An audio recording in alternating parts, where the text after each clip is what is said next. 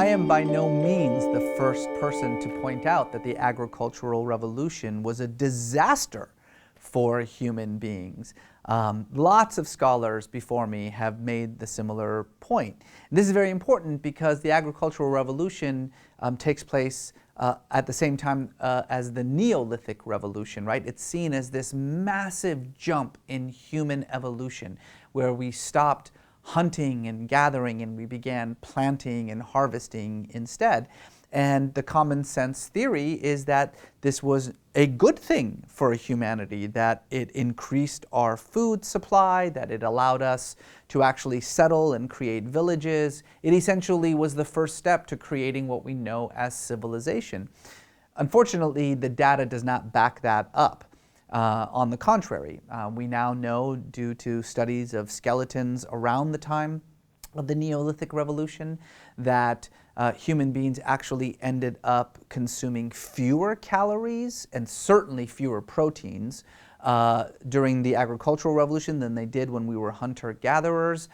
We've discovered that the process of farming actually created a whole range of new and, at that time, absolutely novel diseases and problems with human beings. I mean, as one scholar put it, the Homo sapien body is not designed for planting. It's designed for hunting.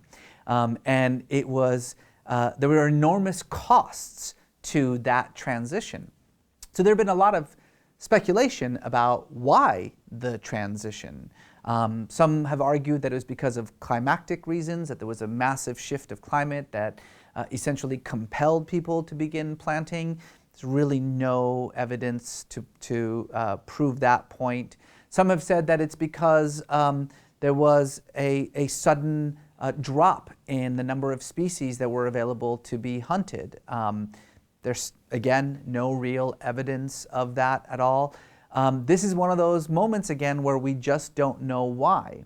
But I present what I think is a fairly novel theory, one that others have discussed before, which is that the reason we stopped hunting and gathering and started farming instead was because of religion, and in this particular case, institutionalized religion. The argument goes back to a site in southeastern Turkey called Göbekli Tepe.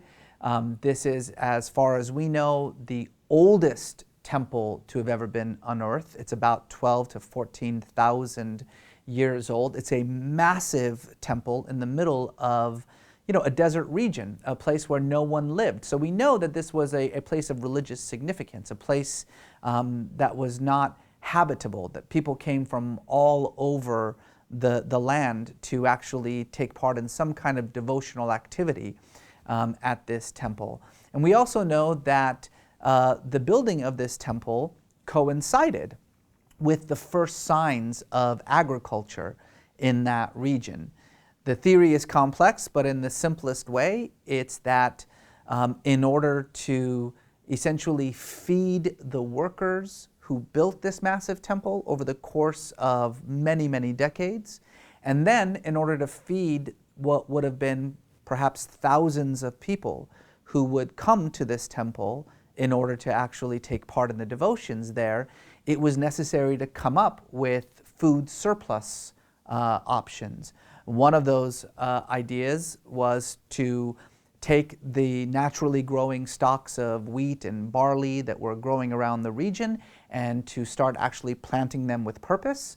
Another idea was to, instead of hunting animals, killing them, and then feasting upon them, to actually capture the animals, bring them back, pen them, and then slaughter them as needed.